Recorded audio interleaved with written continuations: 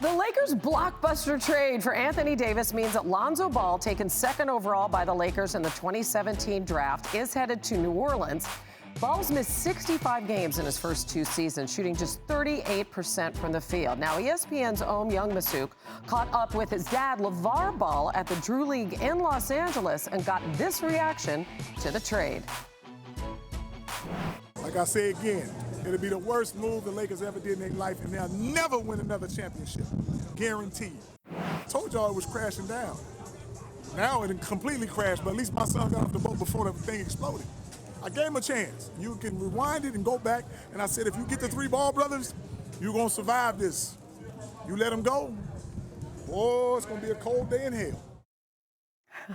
So we have Ohm Youngmisuk to thank for that interview. He conducted that with LaVar, tracked him down, found him, and got the reaction to the trade. So, Ohm, Lonzo's tenure in Los Angeles is over. And I remember LaVar had said back in February he didn't want his son in New Orleans when this whole dialogue continued. So that was before the lottery. That's before Zion was headed there. What's he saying now? Hannah, I'm still stunned that we're talking about the Lonzo Ball era in Los Angeles being over. It was only 2 years ago. I remember at the draft lottery when the Lakers got the #2 overall pick. Laker executives were openly celebrating. Magic Johnson and Rob Pelinka could not be happier. Of course, you remember at his introductory press conference, Magic saying that Lonzo's #2 jersey would eventually hang with all the other Laker great jerseys up there. And here we are today. Lonzo Ball is a New Orleans Pelican for at least now. And LaVar Ball, I think, was somewhat stunned learning that just moments before I talked to him at the Drew League where he was watching LaMelo Ball play. And so, LaVar Ball told me back in February, as the Anthony Davis discussions were going on between the Lakers and Pelicans, if Lonzo had to leave Los Angeles, he did not want to see his son play in New Orleans. Rather, he would see him play somewhere like Phoenix, where he would be a better fit. But now the tune is changing a little bit. LaVar said Lonzo just wants to be healthy. He wants to play basketball. And guess what? He can make Zion Williamson better. LaVar already talking that up. And LaVar said, my son Lonzo can make anyone better, including Sarah Lee. Okay. It's just like a classic LaVar line, right?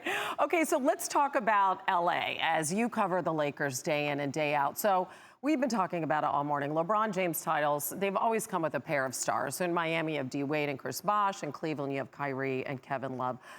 Who is that third person for L.A. now? I mean, could it be Kyle Kuzma, or will the Lakers actively look elsewhere?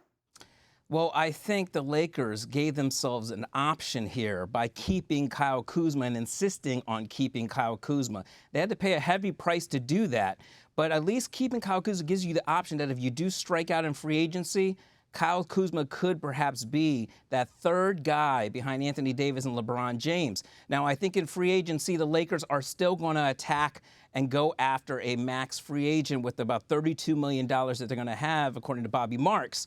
But let's say they don't get Kyrie Irving, Kemba Walker, maybe they decide not to go there, or they don't get him.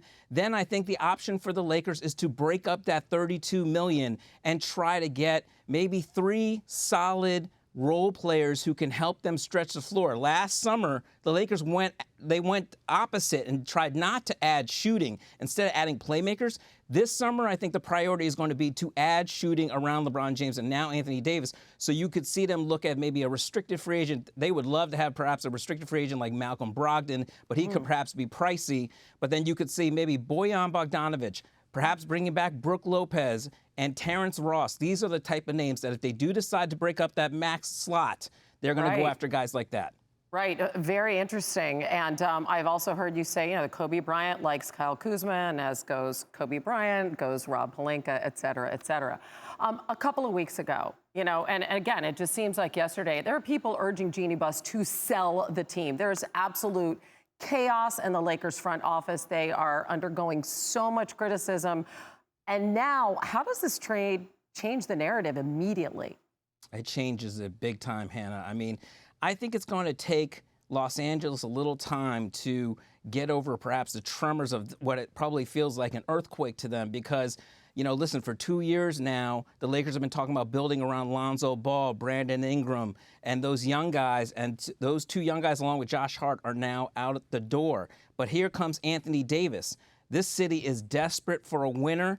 And I think now Rob Pelinka has made one of the biggest trades in NBA history. And look, they had to do it. The landscape of the NBA has completely changed with Kevin Durant and Klay Thompson's injuries. The Lakers now are contending for a championship, and that's what this city ultimately wants. Yeah, it's a wide open NBA and certainly figures to be a trade that gets both teams back in contention. Ohm, I know you barely slept, so thank you. Thanks for being with us today on SportsCenter. Good stuff. Thank you.